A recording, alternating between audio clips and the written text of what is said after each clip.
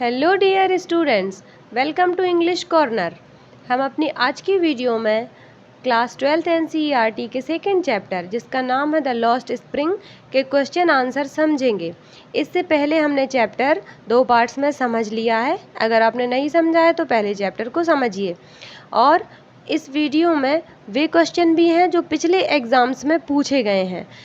Book से तो लिए ही गए हैं, साथ में अन्य क्वेश्चन भी इसमें हैं। So let's begin with the questions and their answers. So the first question is, what is Sahib looking for in the garbage dump? Where is he and where has he come from? Sahib garbage कूड़े के ढेर में क्या ढूंढ रहा था और वो कहाँ रहता है और कहाँ से आया है। इसको इस तरीके से भी पूछ सकते हैं इस क्वेश्चन को, who is Sahib, from where he come from, Sahib कौन है, वो कहाँ से आया है। Sahib is a rag picker, he is looking for gold, that is coins, rupees, notes and any others useful objects in the garbage dumps. He lives in Seemapuri, a slum area of Delhi. Sahib and his family came from Bangladesh in 1971. तो साहिब एक rag picker है, कूड़ा करकट बीनने वाला है, लड़का है। ही इज़ लुकिंग फॉर गोल्ड, वो गोल्ड ढूंढ रहा था। गोल्ड का अर्थ क्या है, दैट इज़ कॉइन्स, वो सिक्के भी हो सकते हैं, रुपया भी हो सकते हैं, या कोई अन्य उपयोगी चीज़ भी हो सकती है। इन गार्बेज डंप, कूड़े के ढेर में। ही लिव्स इन सीमापुरी, वो सीमापुरी में रहता है। अस्लम एरिया ऑफ दिल्ली, दिल्ली का एक गंदा एरिया जो है, जहाँ पर कुछ गंदगी रहती है और जहाँ कुछ ऐसे लोग रहते हैं, बहुत ज़्यादा गरीब रहते हैं और बहुत गंदगी रहती है, उसको स्लम एरिया बोलते हैं। तो वो एक स्लम एरिया में रहता है जिसका नाम सीमापुरी है, जो दिल्ली के अंतर्गत आता है।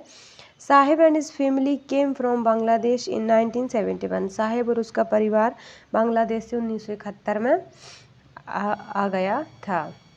Next question is, what explanations does the author offer for the children not wearing footwear. Author ने एक एक्सप्लेनेशन दी थी कि कुछ बच्चे चप्पल जूते नहीं पहनते हैं, उसकी वजह क्या है। एक तो गरीबी, और उसके अलावा एक चीज़ बताई थी ऑथर ने, वो क्या थी।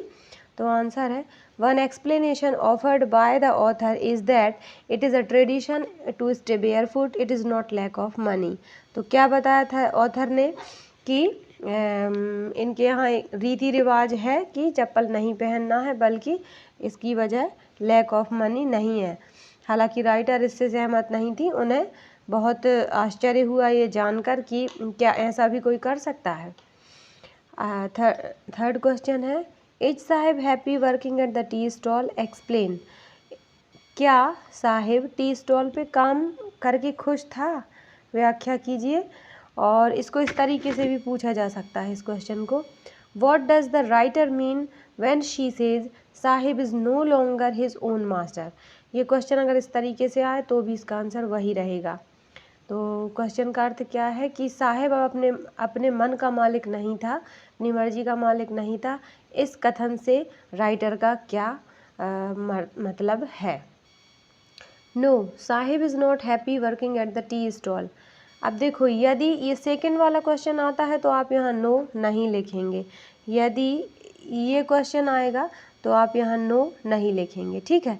लेकिन यदि फर्स्ट क्वेश्चन आता है तो फिर आप लोग इस तरीके से पूछेंगे, is Sahib happy working at the tea stall, तो फिर आप यहाँ से नो से शुरू करेंगे, बाकी आंसर सेम रहेगा। सेकंड नंबर में नो नहीं लगाना, फर्स्ट में नो से स्टार्ट करना है। No, Sahib is not happy working at the tea stall, Sahib tea stall पे काम करके खुश नहीं था। He is no longer his own master, अब वो अपना खुद की मर्जी का मालिक नहीं था। His face has lost his care free look, उसके चेहरे पर उसकी जो आज़ादी का लुक था, वो जो फ्री रहता था, वो ख़त्म हो गया है। The steel canister seems heavier than the plastic bag, और स्टील की जो केतली वो रखे हुए था वो कहीं ज़्यादा भारी लग रही थी किसकी अपेक्षा, जो प्लास्टिक की थैली वो टंगा कर कचड़ा बीनता था उससे कहीं ज़्यादा हैवी लग रही थी। Now he is working for a master, अब वो किसी के अंडर में काम कर रहा था, किसी के लिए काम कर रहा था, अब वो खुद की मर्जी का मालिक नहीं था। Question number 4, why did Sahib's parents leave Dhaka and migrate to India. Sahib के पेरेंट्स ने ढाका क्यों छोड़ दिया और इंडिया क्यों आ गए? Sahib and his family left Dhaka in search of livelihood as their homes and fields were destroyed in the storm. Sahib की फैमिली ने ढाका छोड़ दिया क्योंकि वो अपनी जीविकोपार्जन के लिए, अपना जीवन चलाने के लिए अपने खेतों को छोड़ आए, क्योंकि उनके जो खेत थे और घर थे वो स्टॉर्म में, तूफान में ख़त्म हो गए थे, डिस्ट्रॉय हो गए थे, नष्ट हो गए थे। इसलिए वो अपना जीविकोपार्जन के लिए, अपनी दिनचर्या चलाने के लिए, रोजी रोटी के लिए वो यहाँ पर आ गए थे। उन्होंने दिल्ली की सीमापुरी में वो रहने लगे। आगे, so they left their green fields of Dhaka to and come to India, और इसीलिए उन्होंने अपने हरे भरे खेत ढाका के छोड़ दिए और इंडिया आ गए। They settled in the slums of Seemapuri, और सीमापुरी की ही वो गंदी बस्ती में वो बस गए थे। Question number 5, who is Mukesh, what is his dream? Mukesh कौन है, उसका सपना क्या है? Mukesh is the son of poor bangle maker of Firozabad. वे मुकेश एक गरीब बेंगल मेकर है, चूड़ी बनाने वाला है, फिरोजाबाद में उसका बेटा है। Where every other family is engaged in making bangles. Firozabad में हर दूसरी फैमिली बेंगल बनाने के बिजनेस में एंगेज रहती है। Mukesh इंसिस्ट्स on being his own master, लेकिन मुकेश की जिद है, मुकेश को विश्वास है, कॉन्फिडेंस है कि वो अपना खुद का मालिक बनना चाहता है। मतलब जो उसकी इच्छा है, जो बनने की उसकी इच्छा है, वो करना चाहता है। His dream is to be a motor mechanic. उसका सपना है कि वो मोटर मैकेनिक बनना चाहता है, कार्स वगैरह मोटर सुधारने वाला बनना चाहता है। But seeing his poor condition, his dream looks like a mirage. It is difficult to be real. लेकिन उसकी जो गरीबी की कंडीशन है, वो इतना गरीब है कि उसकी कंडीशन को देखकर उसका ये सपना मिराज की तरह लगता है। मिराज मतलब मृग तृष्णा, जैसे रेगिस्तान में रेत की वजह से कहीं दूर देखते हैं तो ऐसा दिखाई देता है कि वहाँ पर पानी भरा हुआ है, लेकिन जब वहाँ उस जगह पे जाते हैं तो वास्तव में वहाँ पानी नहीं होता, वो रेत की चमक की वजह से दिखाई देता है पानी, तो उसको मिराज बोलते हैं। तो ठीक इसी तरीके से मुकेश का सपना अभी मिराज की तरह लग रहा है, क्योंकि वो बहुत गरीब है और उसका सपना पूरा होना संभव नहीं लग रहा। It is difficult to be real. उसका सपना वास्तविकता में बदलना बहुत डिफ़िकल्ट लग रहा है। Question number 6, who is Mukesh, what is his dream, why does it look like a mirage amidst the dust? यदि इस क्वेश्चन को इस तरीके से पूछा जाए तो भी उसका आंसर वही रहेगा, इसलिए मैंने सेम लिख दिया, आंसर नंबर 5। आंसर नंबर 5 का जो आंसर है वही रहेगा इसका। तो 5 अभी देखा हमने कि मुकेश पुअर बेंगल मेकर का लड़का है फिरोजाबाद के, जहाँ पर हर दूसरी फैमिली इंगेज है बेंगल मेकिंग में, और मुकेश जिद है कि वो अपनी मर्जी से कुछ बनना चाहता है। उसका ड्रीम है मोटर मैकेनिक बनना, लेकिन उसकी गरीब कंडीशन की वजह से उसका सपना एक मिराज की तरह लग रहा है, रियल होना बहुत कठिन लग रहा है। सेम आंसर रहेंगे। What makes the city of Firozabad famous? Firozabad is a city in India that is famous for its bangles. Firozabad, एक मिनट, क्वेश्चन नंबर 7 का मतलब है कि फिरोजाबाद किस चीज़ के लिए फेमस है? तो फिरोजाबाद भारत का एक शहर है जो कि चूड़ियों के लिए फेमस है। It is the centre of India's glass blowing industry, और ये इंडिया का सेंटर है, ये केंद्र है जहाँ सबसे ज़्यादा ग्लास का काम किया जाता है, कांच का काम किया जाता है, इसलिए इसको ग्लास ब्लोइंग इंडस्ट्रीज़ कहा जाता है। बहुत सारी इंडस्ट्रीज़ हैं जहाँ पे चूड़ियाँ बनाने का, कांच को तोड़ने फोड़ने का और उनसे फिर चूड़ियाँ बनाने का, वेल्डिंग करके चूड़ियाँ बनाने का काम किया जाता है। In this city every other family is employed in making bangles. इस शहर में हर दूसरी फैमिली बेंगल मेकिंग से ही पैसे कमाती है, बेंगल मेकिंग का ही काम करती है। Question number 8, mention the hazards of working in the glass bangles industries.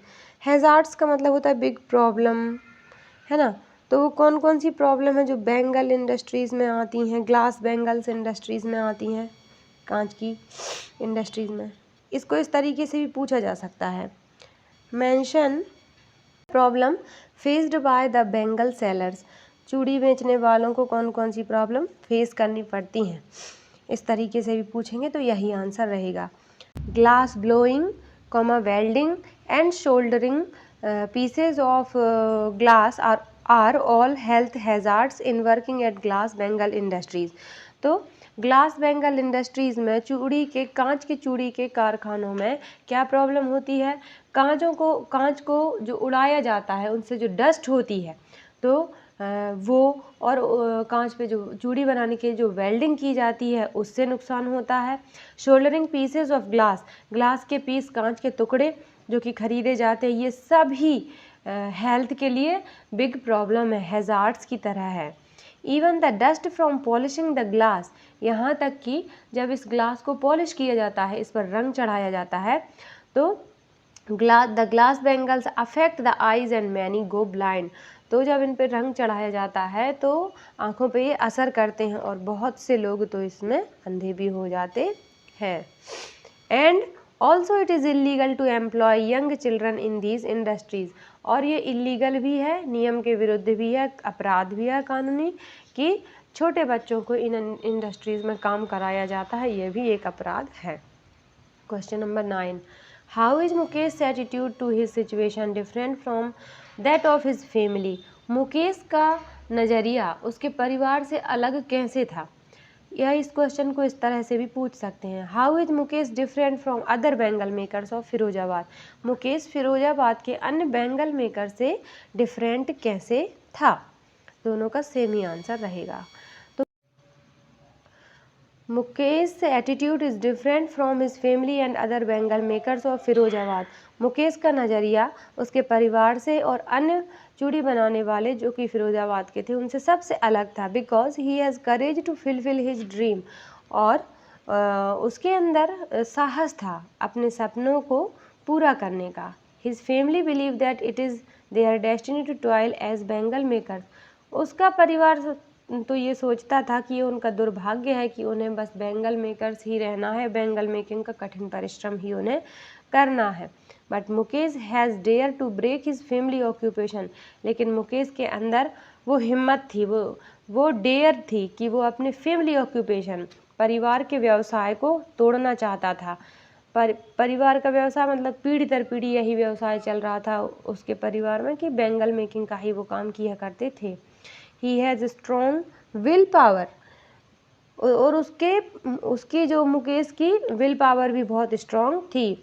He insist on being his own master, और वो अपनी खुद की मर्जी से काम करना चाहता था, अपनी मन की सुनना चाहता था, ओन मास्टर बनना चाहता था, खुद का मालिक स्वयं।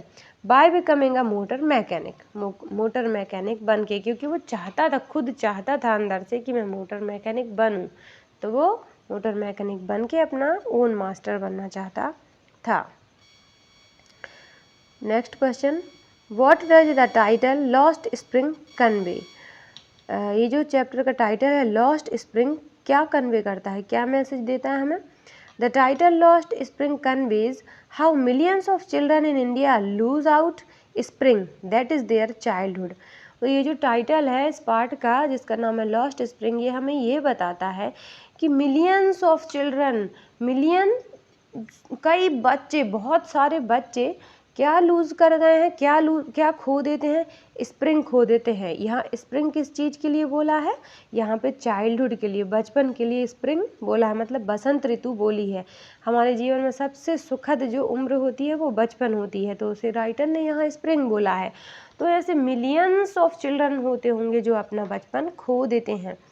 Childhood is the best part of everyone's life.